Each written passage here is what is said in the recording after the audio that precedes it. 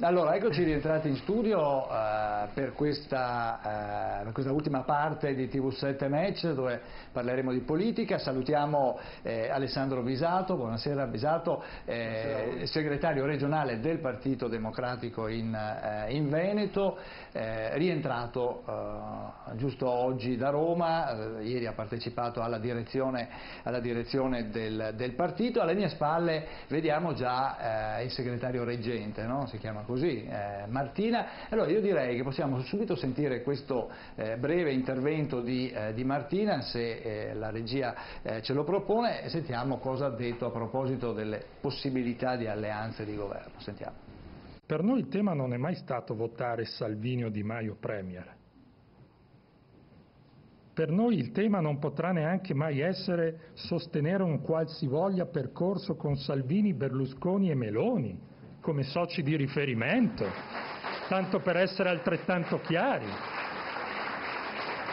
Ed è tanto più impossibile chiamare o chiedere a noi di esprimere un giudizio su un governo a trazione leghista. È chiaro che noi staremo sempre da un'altra parte. Ecco, queste le parole di Martina, molto chiaro, non c'è nessuna possibilità di apertura, di appoggi possibili, quindi nessuna possibilità di governo. Bisato, iniziamo da lei. Beh, di fatto questa è la sintesi della lunga discussione che è avvenuta ieri in direzione nazionale. È stato messo ai voti la relazione del segretario reggente, che tra le altre prende atto quindi di un mandato pieno nei suoi riguardi con la delegazione trattante per andare appunto ai colloqui con il Presidente della Repubblica. Sì, che ricordiamo si terranno in giornata unica lunedì, no? Lunedì. E poi i due elementi che hai ricordato, ossia quello che era già di fatto venuto meno con l'intervista di Matteo Renzi, e quindi il conseguenziale cambio di rotta da parte del Movimento 5 Stelle, ossia dell'indisponibilità a fare anche un seppur minimo ragionamento con il Movimento 5 Stelle, e però poi anche a sintetizzare una chiusura nei confronti di un'ipotesi con il centrodestra. Io segnalo pur tuttavia che all'apertura delle consultazioni si porrà comunque un tema, che è quello se è possibile trovare qualche intesa, mi auguro il più allargata possibile, almeno per traghettare un governo a quel punto del Presidente con personalità altre e terze, per scongiurare ad esempio quella che è la clausola di salvaguardia che presuppone che ci sia l'aumento dell'IVA. Quindi in ogni caso, anche il futuro presupponnesse di andare a votare di qui a qualche settimana, o invece che fosse qualche mese, serve un governo, serve in ogni caso un governo, e quindi auspico un senso di responsabilità che penso non debba essere messo in capo a chi risulta essere il secondo partito per voti, ma di fatto uno dei sconfitti, l'abbiamo detto fin dal primo giorno, di queste elezioni. Certo, Gori. Allora, qui il quesito è abbastanza complesso, no? Cioè, nel senso, qual è la strada possibile? Ecco, ad esempio, un governo di transizione, quello di cui si parla poi, no? Magari modificando la legge elettorale. Io non la vedo tanto difficile, sinceramente, nel senso che c'è chi ha vinto e c'è chi ha perso.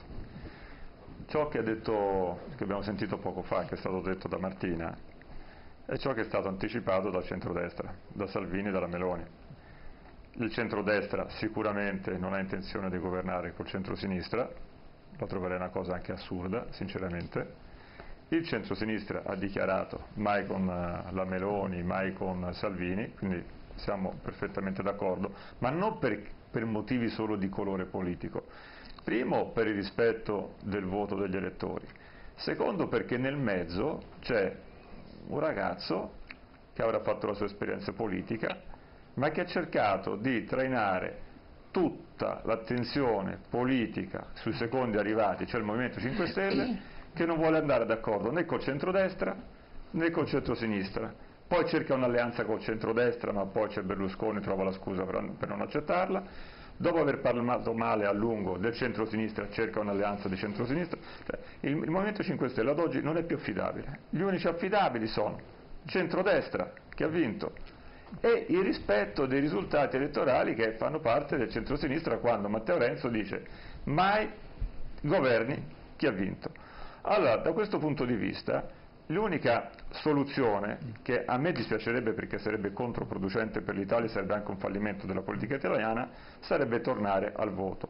Ma un governo di salvaguardia potrebbe essere anche possibile, perché come diceva prima il rappresentante del regionale del PD, noi abbiamo delle scadenze importanti che ce l'ha imposta anche l'Europa e noi stiamo boccheggiando anno per anno nel rinviare l'aumento delle aliquote IVA.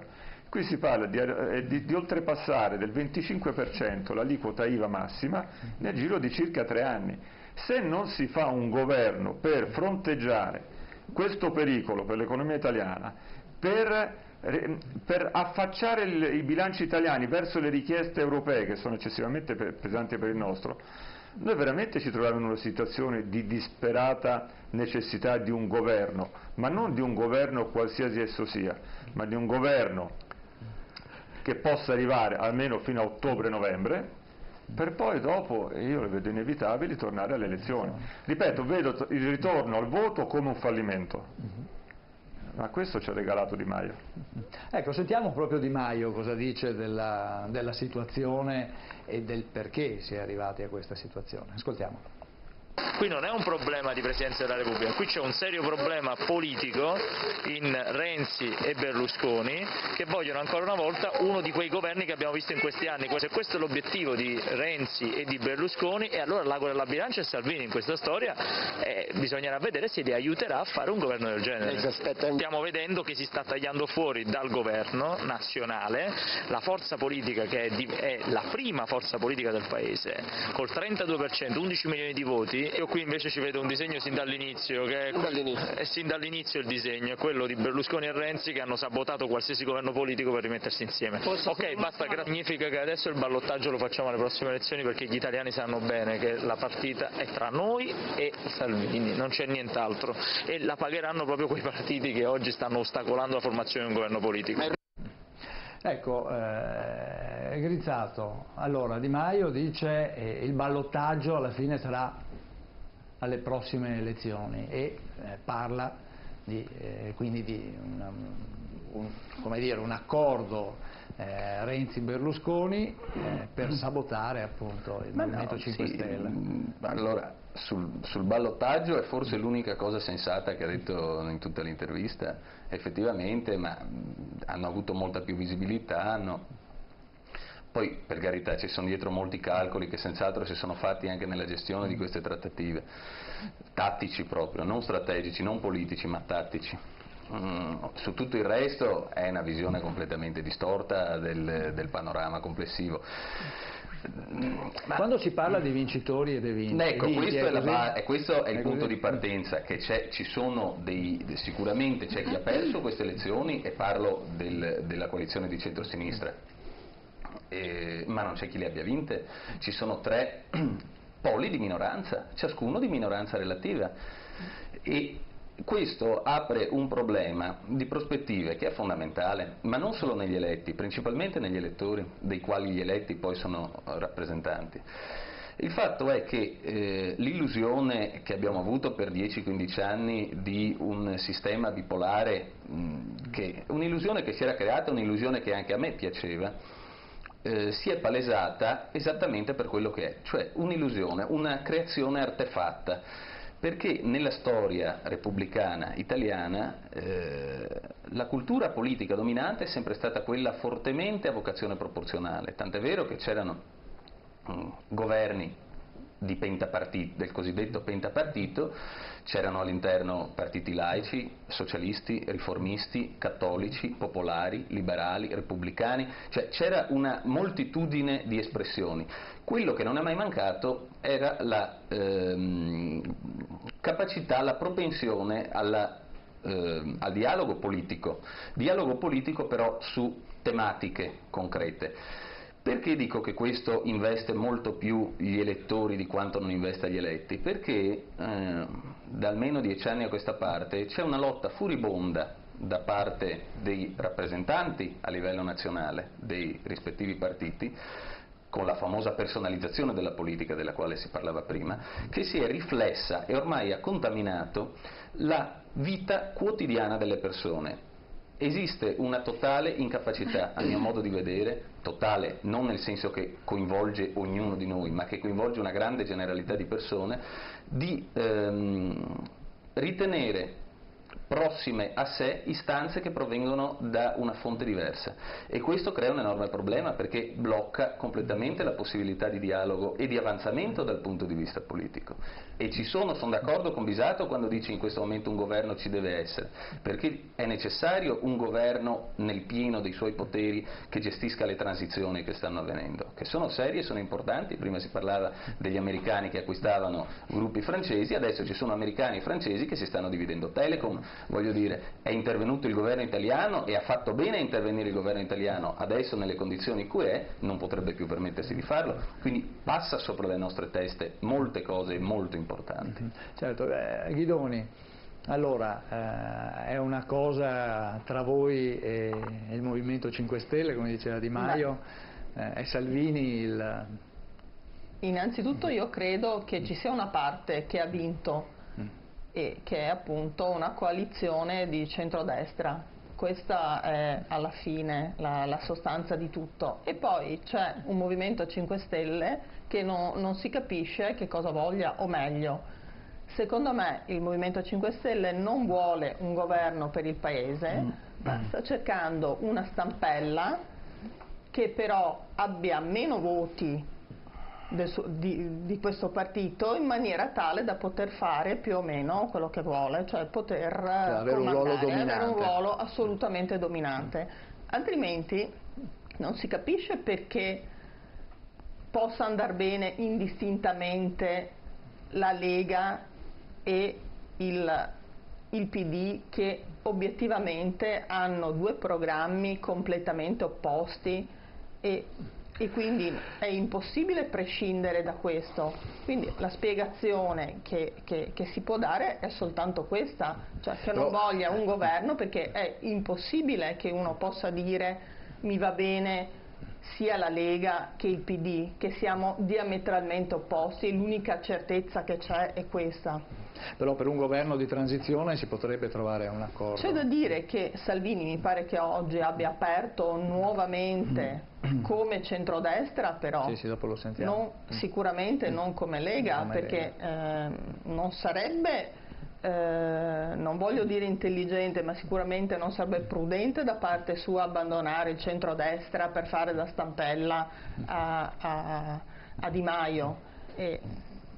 Obiettivamente credo che questo non potrà mai accadere. È altrettanto vero che serve sicuramente un governo, perché abbiamo delle questioni importantissime.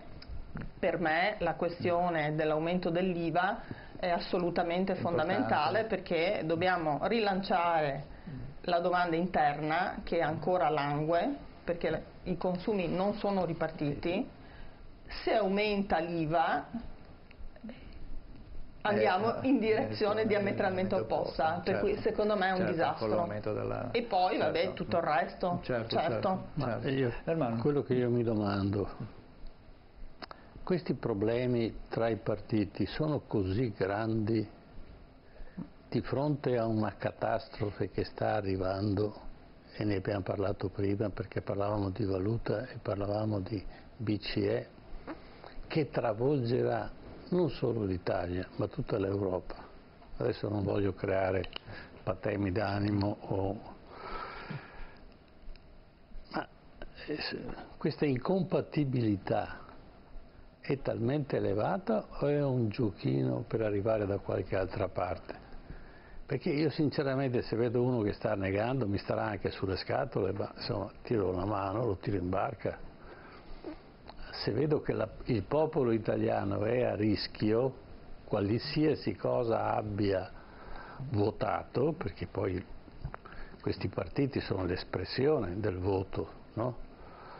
devono avere un'intelligenza tale di riuscire a trovare un accordo, mettersi insieme e al di là di quelli che sono i sofismi personali, le antipatie che sicuramente ognuno avrà, si superano e si va avanti, salvo che ci sia qualcosa che mi sfugge. Forse c'è un'altra soluzione? Allora la mia domanda a voi è: le cose sono così tragiche che si rende incompatibile un governo comunque al di là di tutte le strategie? Seconda cosa, c'è una strategia migliore di questa? Non è che possiamo giocare a ping pong con Mattarella, avanti, indietro, perché poi alla fine o andiamo a votare, e se andiamo a votare abbiamo bisogno di una legge, l'abbiamo appena fatta, l'abbiamo sbagliata in pieno. Andiamo a votare con la stessa legge? No, perché ci ritroviamo punto a capo, qualcuno in più, qualcuno in meno, ma siamo là. Allora dobbiamo fare un'altra legge, dobbiamo fare un governo, che ne so io, il governo c'è, e questo governo ha tutto titolo per governare. Ecco, io vorrei da voi che mi impostasse un attimo questa posizione. Iniziamo da Grinzato, da Bisato. Grazie. Guardi, io penso che sia una conseguenza di come in questi anni noi abbiamo, tra virgolette, educato l'opinione pubblica. Certo.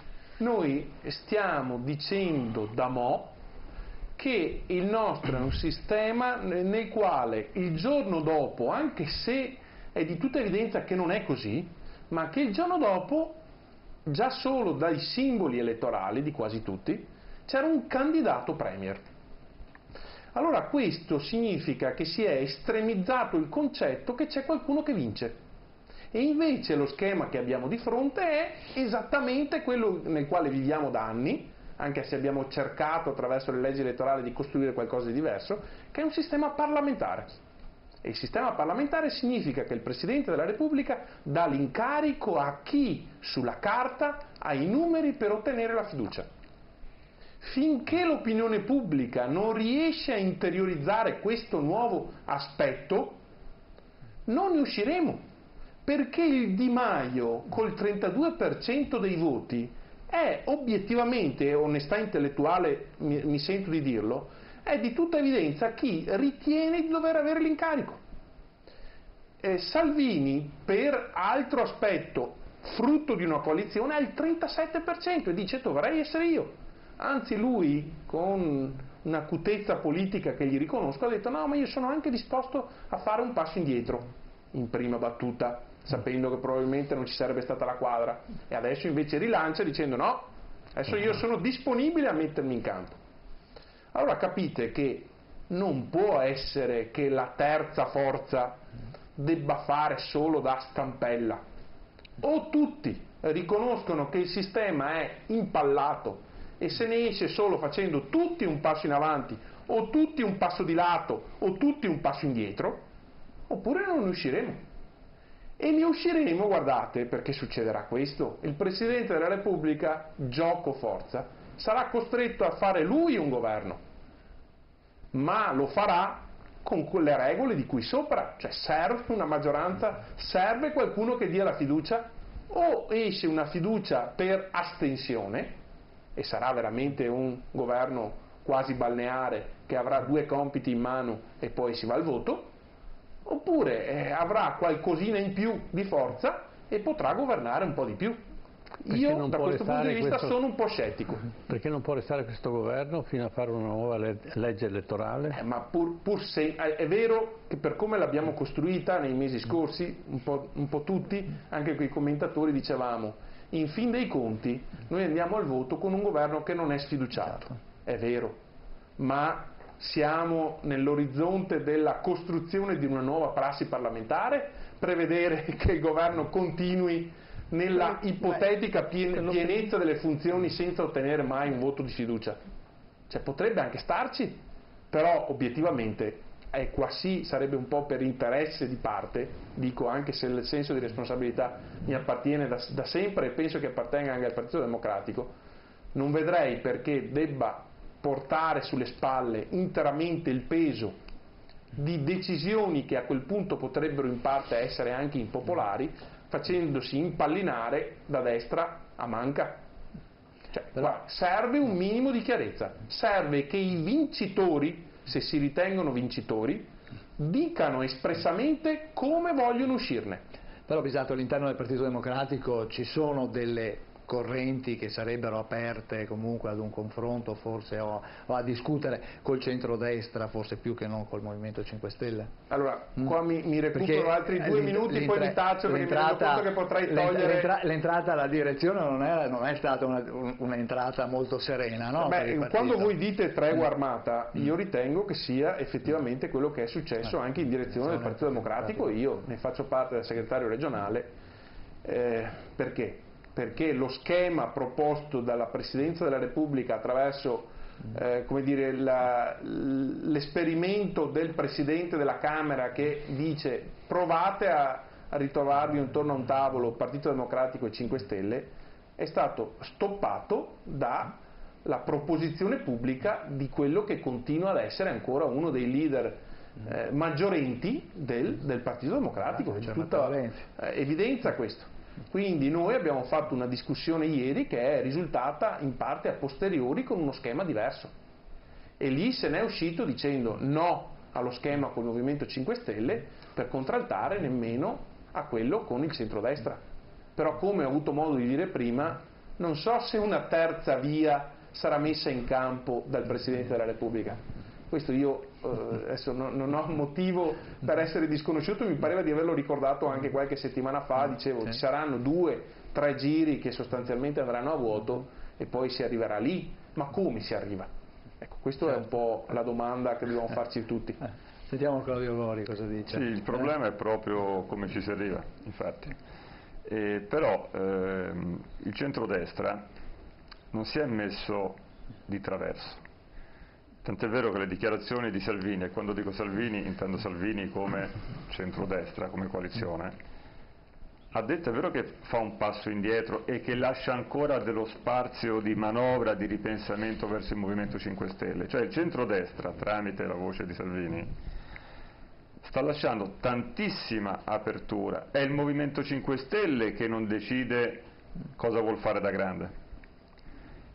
Il PD, il centrosinistra è stato molto chiaro, per cui non ci sono dubbi. Il centrodestra addirittura oggi ha avanzato l'ipotesi anche di fare un altro nome, rinunciando alla Premier Salvini. Nonostante questo, almeno fino alle ore 22:30, Di Maio o il Movimento 5 Stelle hanno rilasciato dichiarazioni. Mi risulta che lo stesso Movimento 5 Stelle a livello nazionale è molto imbarazzato perché la dirigenza non dà indicazioni, quindi la domanda è a che gioco sta giocando il Movimento 5 Stelle? Perché qui mi sembra di aver sentito che tutti sarebbero disponibili a fare un passo indietro o in avanti, ma il Movimento 5 Stelle quali passi vuol fare? È l'unico che non fa passi in avanti e indietro, è l'unico che gioca con la caramella, con lui sì ma se c'è l'altro no, ma col PD adesso sì ma una volta no. Di Maio che gioco sta facendo? Certamente non quello dell'Italia. Certo, a proposito della posizione del Movimento 5 Stelle e della Lega, abbiamo le dichiarazioni di Toninelli e di Salvini a proposito di un possibile ritorno alle urne e comunque della situazione attuale. Se la regia può proporceli così commentiamo assieme. Abbiamo fatto di tutto per dare all'Italia un governo di cambiamento. Per 60 giorni abbiamo proposto un contratto in cui si mantenevano le promesse che si scrivevano, ma evidentemente per i vecchi partiti mantenere le promesse è stato impossibile. Ora è scontato che la parola debba tornare agli italiani con il voto e dare veramente una possibilità di cambiamento, a questo punto votando al Movimento 5 Stelle. Io mantengo fede ai patti presi con gli italiani, senza nessun retropensiero. Se per qualcuno coerenza e lealtà sono fuori moda, per me sono assolutamente valori importanti. Insisto fino all'ultimo a provare a dialogare con tutti, tranne Renzi e il PD, per dare un governo a questo Paese. Se così non fosse, proponiamo al Capo dello Stato di darci l'incarico per provare a creare un governo che parta al centrodestra, o altrimenti rimangono le elezioni. Se Di Maio e Renzi continuano a preferire il litigio e l'insulto, io non scendo sul loro piano e rimangono le elezioni. Allora, queste le parole, se vogliamo, abbastanza come dire, un po' contraddittorie anche, no? Allora, da una parte c'è Di Maio che dice è Renzi con Berlusconi, qui è Salvini che dice ma è Renzi con Di Maio. Dove sta la verità? Grinzato?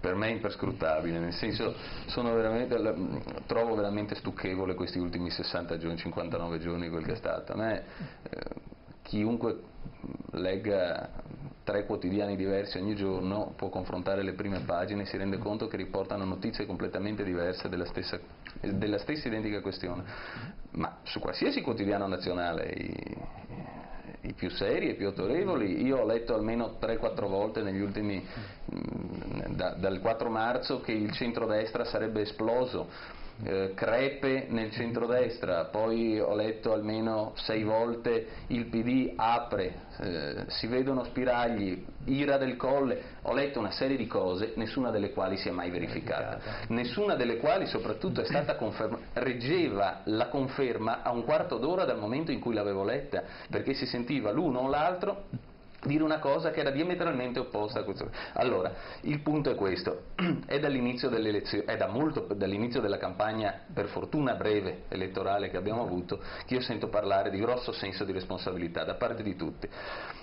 Adesso ciascuno dice esattamente la stessa cosa riferita a sé rispetto a quella che dicono gli altri, noi abbiamo mantenuto i programmi, ce l'hanno chiesto gli italiani, ciascuno ha detto esattamente la stessa cosa, non te l'hanno chiesto gli italiani, te l'ha chiesto una parte degli italiani, te l'hanno chiesto quelli che ti hanno votato, che sono una minoranza, chiunque tu sia, centrodestra, Movimento 5 Stelle o centrosinistra. Perché possono permettersi di dire tutto questo? Perché stanno parlando di concetti assolutamente astratti. Io non ho ancora sentito un vero programma. Adesso Alessandro Bisato ci ha detto guardate che c'è un problema serio, c'è l'IVA che rischia di arrivare a livelli che tagliano le gambe al mercato italiano. Questo è un concetto concreto, la Telecom è un concetto concreto, l'idea che deve avere l'Italia nel planisfero è un concetto concreto, la Siria è un concetto concreto. Non esiste un tema sul quale è vero che il PD e il Movimento 5 Stelle sono stati gli unici due che si sono forse avvicinati a dialogare senza una pregiudiziale netta, perché il Movimento 5 Stelle appena si è palesato il centrodestra ha detto ah no ma voi avete Berlusconi dentro, l'hanno scoperto lì per lì, non lo sapevano evidentemente e hanno detto no allora con voi non dialoghiamo. Benissimo, PD e Movimento 5 Stelle si sono avvicinati per un attimo, io ho sentito, ho letto il post che ci ha regalato Martina il giorno dopo l'incontro con il Movimento 5 Stelle, era un post di grande apertura, di grande disponibilità in cui non c'era contenuto un solo concetto concreto, ripeto. Quindi finché si parla in termini astratti, io sono sicuro che tutti quanti sono mossi dalle migliori intenzioni e dalle migliori buone volontà e da grandissimo senso di responsabilità. Responsabilità va assunta però, va assunta da parte degli eletti e ripeto, va assunta anche da parte degli elettori, perché se l'eletto è terrorizzato all'idea di passare agli occhi di chi l'ha votato come traditore per il sol fatto di aver messo in discussione alcuni elementi sacrificabili, ritenuti sacrificabili nel proprio programma, per un maggior beneficio, cioè quello di incontrare gli elementi che l'altro schieramento avanza, sacrificando parte dei suoi, ebbene, se questo senso di tradimento è così radicato all'interno del corpo elettorale e conseguentemente degli eletti, evidentemente il problema è di cultura politica a livello nazionale, non a livello elettivo, non a livello degli elettori. Dico in 2 parole che non è nemmeno un problema di legge elettorale la situazione nella quale ci troviamo ora. Certo che non è una bella legge elettorale e su questo penso sia rimasto qualche sparuto reduce giapponese a sostenere che sia una buona legge elettorale, ma è vero anche che con qualsiasi legge elettorale di quelle che l'Italia ha avuto e con qualsiasi legge elettorale di quelle attualmente in vigore in Europa non ci sarebbe stata una maggioranza in entrambe le Camere. Questo è un fatto, questo è un dato di fatto, perché ancora una volta ci sono 3 schieramenti che comunque la si voglia vedere, sono 3 schieramenti che l'uno e l'altro si avvicinano ciascuno a un terzo dell'elettorato e questa è una cosa con cui bisogna fare i conti. Si andrà a votare, uno schieramento perderà il 2%, l'altro guadagnerà il 3%, possibile, probabile anzi, ma resteranno comunque 3 schieramenti, perché io voglio vedere se ce ne sarà uno che si avvicina al 50% dei deputati e dei senatori. Quindi è un problema di cultura politica che parte dal basso, anche se è stato insegnato dall'alto negli ultimi 10 anni, negli ultimi 15 anni, con la personalizzazione sfrenata della politica e con l'adesione pregiudiziale a uno schieramento o all'altro. Paolo Aidoni, cosa dice di questa lettura? Sì, che effettivamente ci sono delle questioni su cui sono d'accordo, però certo non è che possiamo stare qui ad aspettare di istruire l'elettorato e far sì che si cambi cultura e poi fare il governo, perché passerebbe troppo tempo. L'analisi può anche essere corretta, però bisogna trovare una soluzione all'impasse. E io credo comunque che si arrivi ad un governo alla fine, perché che sarà un governo di transizione comunque. Secondo me sì, perché io non credo che si andrà alle elezioni a brevissimo. Teniamo anche presente comunque che si parlava di leggi elettorali di altri stati europei, che la Germania ci ha messo mesi e mesi a formare un governo, proprio perché comunque non è un problema solo italiano. Non mi sembra comunque una prospettiva attraente. Certo, però comunque la questione è comune, perché se c'è una legge elettorale che non ha consentito una maggioranza netta, per trovare un accordo i partiti si devono parlare, passa del tempo e ci sono stati stati... Certo, il male è comune, c'è una crisi della politica a livello... Io credo che un consiglio d'amministrazione di una società privata, una situazione di questo genere sarebbe impossibile solo da pensare. Io una società, una società privata, chiaramente ogni consigliere porta un suo disegno della società, ma poi alla fine il giorno dopo bisogna che si faccia. Nei CDA i consiglieri sono sempre in numero dispari, perché comunque poi alla fine un voto deve uscire. Bisogna comunque che si faccia, non è che sono 9, 3 e 3 e quindi non si arriva a niente. Bisogna farlo perché ci sono le banche il giorno dopo che ti vengono a chiedere conto. Qui invece non ci sono banche che ti chiedono conto, anche se in realtà ci sono, e quindi io posso giocare sulla pelle degli elettori, e questa è la cosa grave. E allora parliamo di etica, visto che non c'è una legge che dice mettetevi d'accordo. Ma io non voglio difendere il 5 Stelle perché stasera non è venuto, quindi non ha neanche il diritto di difesa. Invitati come le altre volte, peraltro. Non ha diritto di difesa. Però su un programma concreto, non lo so, non conosco i dettagli di quello che hanno presentato loro, ma ciascuno dei vari gruppi non può presentare un programma concreto perché ci sono delle scadenze da superare e ci sono delle date con delle scadenze, perché non è che possiamo andare alle elezioni e non avere un governo per fare il prossimo bilancio, non lo so. La BCE tra poco Draghi se ne va e ci lascia per strada, perché se arriva un tedesco lì e probabilmente ci arriverà, non comprerà più i nostri titoli di Stato, perché la gente non sa che i nostri titoli di Stato hanno uno spread elevato, perché il signor Draghi si ricompra tutti lui con i soldi della BCE, e allora possiamo respirare. Quanto riusciamo a respirare ancora? A voi la risposta, ma datemi una risposta concreta. Speriamo che sia maschio o femmina, dai.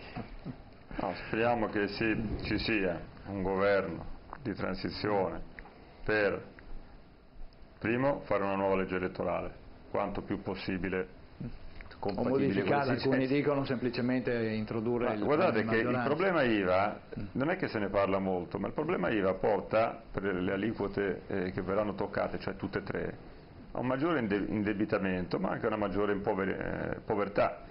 Perché passare dal 22%, che è l'aliquota massima sulla maggioranza dei beni e dei servizi, al 25,5% se non sbaglio nel giro di 3 anni. dal 10% che colpisce somministrazione di bevande, alimenti, trasporti ferroviari e turismo al 13,5%, e aumentare di 3 punti percentuali l'aliquota minima, che è quella del 4% che colpisce i beni di prima necessità. Questo vuol dire impoverire il paese, rendere più poveri i poveri, dove una grossa fetta dei poveri fanno sempre più parte i pensionati, le pensioni non si aumentano, gli stipendi non vengono aumentati. O si pone un freno, e comunque dubito che si possa andare avanti così all'infinito, perché l'Europa ha messo dei paletti massimi per quanto riguarda l'aumento delle aliquote, ma se non si mette un freno ora che ci troviamo in una condizione economica particolarmente svantaggiata, io temo che poi sia sempre più difficile trovare degli accordi tra coalizioni, neanche tra partiti, tra coalizioni. Quindi o si fa quel passo indietro per il bene del paese. Chi lo fa e come lo fa? Chi lo fa? Perché poco fa abbiamo sentito che lo stesso Movimento 5 Stelle oggi ha dichiarato che vuole tornare al voto. L'ha detto poco fa, 2 minuti fa. Toninelli l'ha detto apertamente. L'ha detto apertamente poco fa. Quindi chi è che non fa alcuni passi indietro per responsabilità? Allora, siccome l'unico che può un attimino essere ancora più elastico rispetto al centro-sinistra e al centro-destra è solo il Movimento 5 Stelle, perché centro-sinistra e centro-destra, ripeto, sono stati chiari: centro-sinistra no col centro-destra e centro-destra no col centro-sinistra, sarebbe un'ingiustizia comunque anche nei confronti degli elettori. Chi è che può fare un passo indietro nei suoi programmi, presentati in un modo e cambiati dopo? State creando problemi inesistenti, scusate, perché abbiamo un governo che è sostenuto dalla destra ed è fatto di sinistra, no? L'attuale governo di Gentiloni. Sì, però chi è che lo sostiene? Berlusconi che lo sostiene. Allora, quindi è inutile che adesso improvvisamente diventiamo duri e puri. No, però c'è già un governo, l'ho suggerito prima, accogliete il suggerimento, lasciamo il governo che ci sta, così, perché questo governo è già supportato da un gruppo di destra e chiaramente dal PD, vecchia maniera, ora non più con questa maggioranza. Ma questo governo non può interpretare praticamente un nuovo disegno di legge che porti la gente a votare e avere il giorno dopo la certezza che il voto corrisponde alla governabilità del paese. Io credo che allontani l'elettorato in questo modo. Come?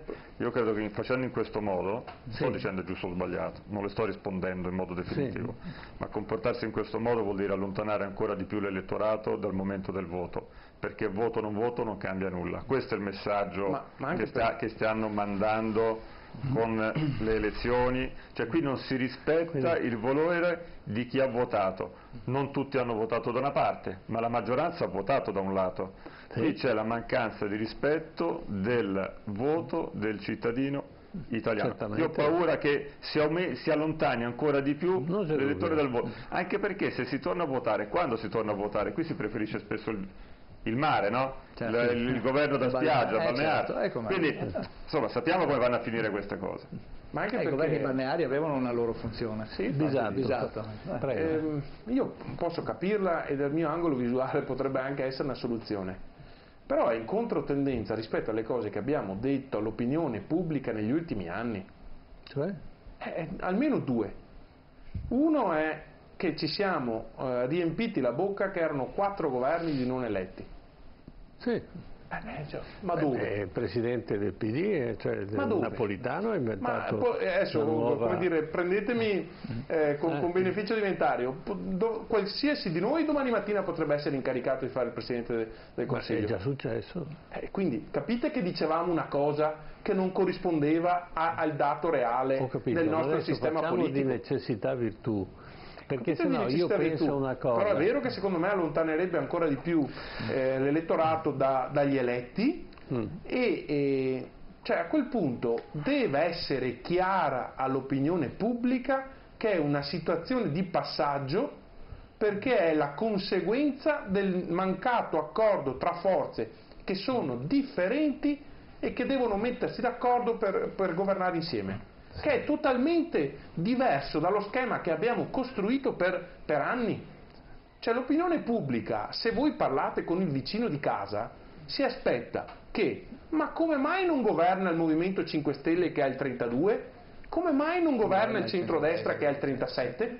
Perché 32 e 37, casa mia, non fanno 51. Certo. Quindi vuol dire che non hanno 316 voti per ottenere la fiducia in Parlamento su 630 persone che la risiedono. Cioè, queste sono le regole basilari. Se non ripartiamo da lì ci aggroviglieremo sempre di più, perché qua sembra, cioè io un po' gli interlocutori delle altre forze io non posso dire che non li capisco, perché si sono offerti all'opinione pubblica dicendo sarò io Luigi Di Maio il Presidente del Consiglio del Movimento 5 Stelle che ha detto per anni che il compromesso era inciucio.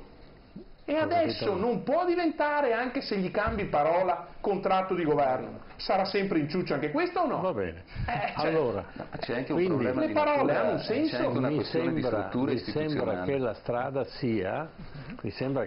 sia un governo di un terzo appoggiato dal centrodestra e dal PD.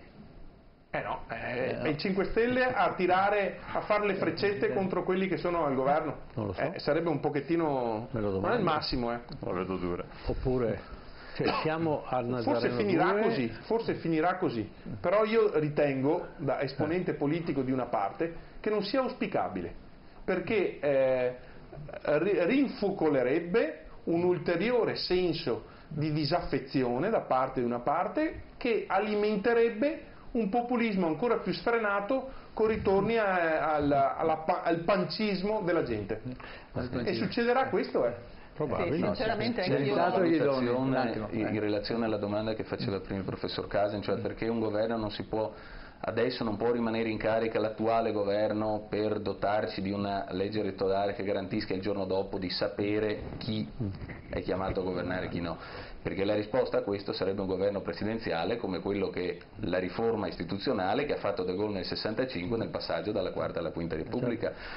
Riforma che però necessita di una modifica costituzionale e che quindi gode di un rinforzo di legge, cioè che è necessaria una maggioranza qualificata per modificare la Carta Costituzionale. Maggioranza qualificata che dovrebbe essere composta dagli eletti dell'attuale Parlamento. Nel momento in cui non riescono a formare un governo, trovo altamente improbabile che possano pensare di riformare la Carta Costituzionale.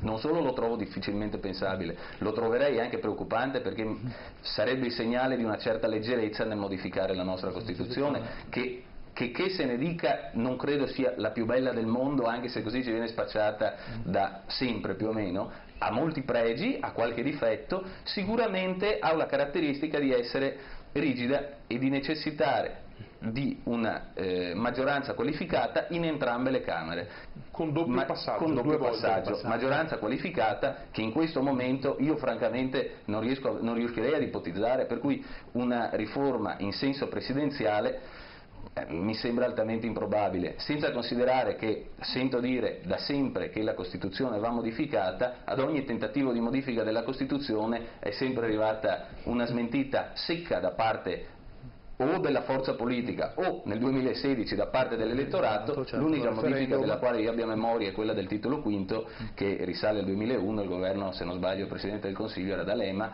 e insomma è stata fatta come è stata fatta, con molte ombre e qualche luce, insomma. Paola Ghidoni. Sì, l'attuale governo comunque ad un certo punto dovrebbe presentarsi in Parlamento e ottenere la fiducia e quindi no. Perché non è detto in ogni caso tecnicamente non è però necessario, se deve fare delle riforme è un po' difficile che queste riforme non passino poi attraverso il Parlamento. Come fa a farle? E perciò la vedo abbastanza perlomeno atipico, ecco, questo sì, sicuro. Sarebbe una prassi che finora non è mai stata seguita. Non è questione di prassi, è questione di articoli, cioè è questione di articolo 138 della Costituzione, non di prassi. E comunque ad un certo punto dovesse anche proporre delle riforme, devono comunque passare dal Parlamento, cioè l'impasse del Parlamento prima o poi ce la ritroviamo. E perciò io credo che dovranno comunque trovare una soluzione sicuramente per la questione economica, che secondo me è quella più importante, come comunque abbiamo detto tutti, ed è anche questione di pochissimo certo, tempo, perché fine anno arriva velocissimo. Io sono dell'avviso che l'IVA, per carità, è una cosa pessima che aumenti al 25-26%. La gente, se deve spendere 100 euro o 103 euro, non gli cambia la vita, e sappiamo che siamo in uno stato, certe persone vivono di povertà. Però io, se lo spread va a finire al 10%, perché questo succederà quando la BCE non compra più titoli italiani, io direi che è un disastro. Là c'è da piangere. Cioè noi lavoreremo per pagare le banche. Voi sapete cosa fanno le banche quando comprano i titoli a questo spread? Rimettono in garanzia il titolo alla BCE, che gli dà credito pari al 90%, ricomprano titoli, quindi quel titolo che in realtà rende il 10% senza spendere una lira e rischiare un centesimo, arrivano a portare a casa 60-70% all'anno. Questo è il giochino che fanno le banche, e noi dovremo pagare le tasse per pagare le banche e non per fare le attività, riforma della scuola, riforma della giustizia, costruire, asfaltare le strade, tutto quello che serve, e non interrompere ne parleremo prossima volta, no? La metropolitana di superficie veneta, che è essenziale, però non si finisce mai. Un altro Mose che vorremmo capire che fine fa. Allora, questo è, noi stiamo oggi lavorando per le banche che hanno speculato col 6% di spread, perché questo è quello che sta succedendo. Allora, non è possibile mettersi d'accordo, dice, o crepiamo tutti o ci mettiamo Chi vende vento raccoglie tempesta, però abbiamo dei vampiri alle porte. Cosa dice Bisato? Come dire, è un ragionamento comprensibile e che posso anche condividere.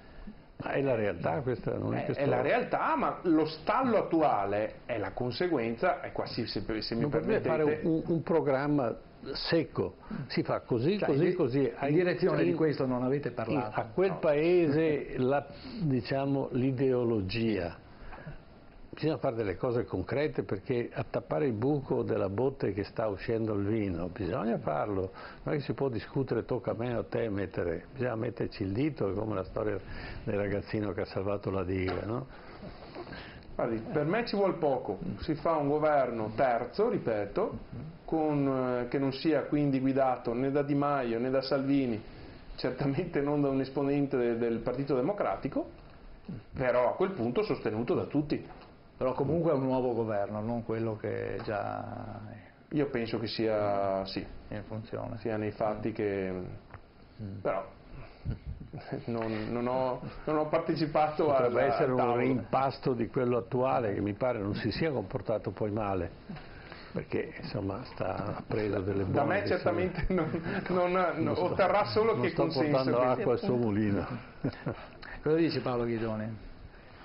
Allora, lunedì ci sarà questo giro di consultazioni. C'è l'ultimo giro e vedremo. Ma per me il governo Gentiloni è da cambiare, perché ha portato comunque il debito pubblico italiano a livelli altissimi, come non era mai stato, conseguenza anche comunque delle politiche di Renzi, degli 85 euro, sgravi, insomma. E quindi mi scuso se posso comunque punzecchiare in modo da rendere un po' più spumeggiante, ma secondo lei con la proposta della flat tax aumenta il debito pubblico o diminuisce? Allora, la flat tax, nel senso, perché vuol dire meno entrate a casa mia. Ricominciamo con la campagna elettorale? No, ma non è campagna elettorale, è un dato di fatto. Cioè, se uno pensa che la tassazione non sia più progressiva, ma ci sia un'unica tassazione ai 15, perché la Lega diceva 15, non è non è vero che non è progressiva. Non ci saranno le detrazioni, non ci sarà, ma l'entrata del gettito, gioco forza, almeno all'inizio è molto più bassa di questo. Quindi vuol dire che se voglio mantenere tutti i servizi e se non voglio tagliare i servizi dovrò a quel punto aumenta il debito pubblico. delle due l'una, o aumenta il debito pubblico o taglio i servizi. Facciamo rispondere. Ci sono sprechi da tagliare, comunque affiancati alla flat tax, perché la flat tax non è uno strumento che va preso da solo, vanno introdotti i costi standard, per esempio, che porterebbero a un notevolissimo risparmio sul piano del debito pubblico, e questo porterebbe a un rilancio dell'economia come è avvenuto in altri paesi. Non possiamo solo parlare di una misura presa a sé stante, c'è tutto un pacchetto di misure un che deve disegno essere complessivo introdotto. economico. Certo, e l'autonomia del Veneto rientra nel pacchetto, tra l'altro. La flat tax viene spesso confusa come una tassa a forfait e basta, in realtà la tassazione incrementale non viene tolta. Oltre un certo limite fino al quale la tassazione è incrementale, si propone una aliquota forfettaria, che poi sia il 15 o il 17 da stabilire, che è soltanto sul reddito incrementale, non fino a un determinato reddito. Questo potrebbe portare dei benefici, e comunque abbiamo sempre detto che soltanto in corso d'opera si possono vedere fino a quanto sono elevati i benefici, ma porta i benefici anche dal punto di vista dell'emersione, perché se oltre un certo reddito, superato quello a scaglioni per capirci, si introduce una flat tax per cui è più conveniente pagare la tassa sul reddito incrementale anziché evaderla, non è che il gettito diminuisca, si mantiene teoricamente lo stesso gettito, perché teoricamente dipende dall'onestà di chi versa le imposte, e si va a incrementare di quella percentuale in più sul reddito incrementale che mancherebbe e che quindi dovrebbe portare un gettito in più rispetto a prima. Ma la flat tax non è come un canone ADSL, mi dai un forfait all'anno, è un forfait sul reddito incrementale. Certo.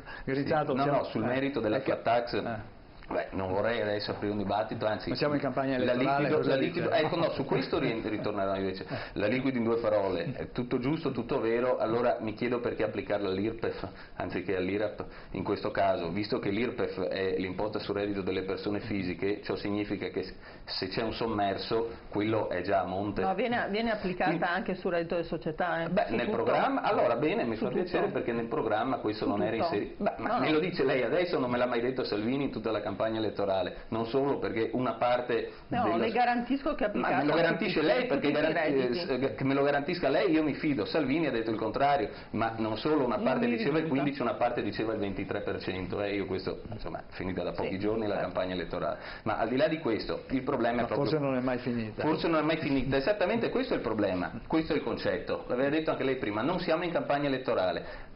Ma scusatemi, nel momento in cui viene sollevato una questione che è veramente concreta questa, cioè quali visioni dal punto di vista economico abbiamo per il Paese?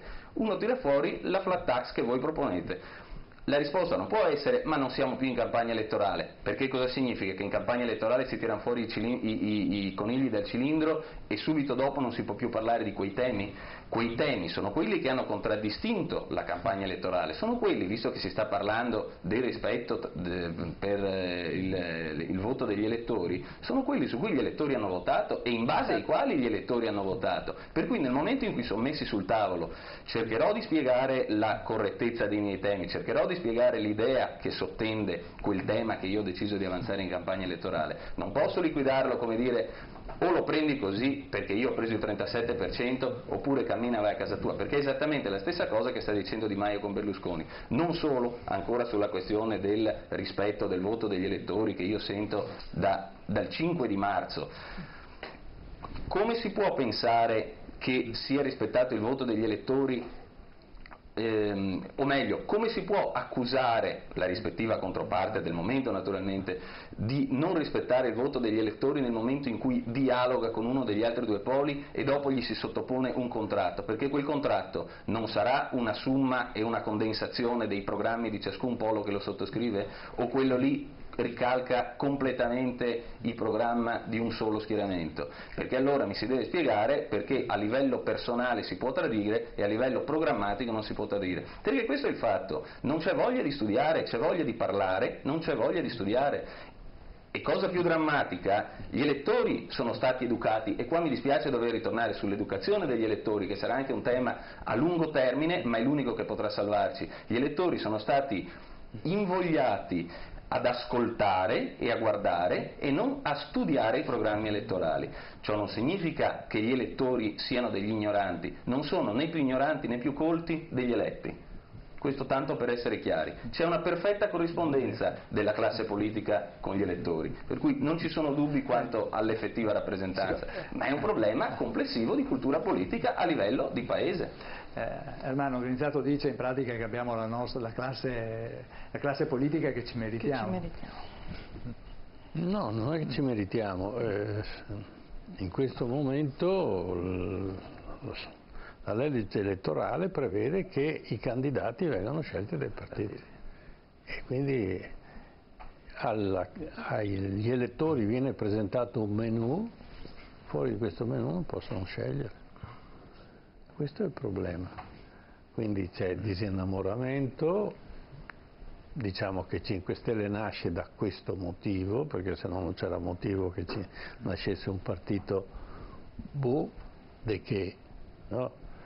che invoca l'onestà, poi staremo a vedere se mantengono quello che dicono, che invoca un certo tipo di comportamento che dovrebbe essere naturale all'interno dei partiti, non deve essere un'eccezione, è naturale, e porta via suffragio a quei partiti che a questa etica non rispondono. E allora bisogna essere molto più severi. Abbiamo visto prima, nella prima fase, abbiamo parlato di De Gaulle, no? De Gaulle ha dato le dimissioni, ha detto vabbè, non sono più in grado di gestire questa cosa, vi lascio, e ha lasciato lo spazio ad altri che meritatamente hanno portato avanti la politica italiana. Ma queste sono le decisioni fondamentali dove la politica ci guadagna, se no il traccheggiare credo che sia una cosa un po' difficile. Beh, adesso vedremo quale sarà il risultato di queste consultazioni in un giorno del Presidente Mattarella, un bandolo non facile da sbrogliare. Ci fermiamo qui, come sempre siamo andati ampiamente oltre il tempo consentito. Ringrazio Alessandro Bisato del Partito Democratico, grazie a Paola Ghidoni della Lega, grazie a Claudio Gori di Fratelli d'Italia, grazie a Michele Grinzato del Partito Socialista. Noi ci vediamo, grazie anche a lei, ci vediamo venerdì prossimo alle 21, sempre TV7 Match, parleremo allora di sistema metropolitano ferroviario regionale, un progetto che era abortito, da anni, ma che è rimasto, la Regione ha deciso di fermarsi per il momento perlomeno, e quindi cercheremo di capire che cosa si voleva fare, cosa è stato fatto. È già stato speso oltre 1 miliardo, certo, si è arrivati sul nulla. E i veneti aspettano un sistema di trasporto regionale che abbia... magari interrogare qualche ingegnere se con quel miliardo si poteva già arrivare a Verona o si poteva già arrivare a Padova, invece siamo a Trambacche, mi pare, no? No, ecco. Insomma ci sono tanti punti interrogativi. Quello che conta della politica è quello che o si fa o non si fa niente. E i cittadini sono vessati da una politica inconsistente. Chi è la responsabilità è motivo di discussione della prossima settimana. Certo. Grazie ancora, buonanotte a tutti i telespettatori, ci vediamo venerdì prossimo con TV7 Match. Arrivederci, buonanotte.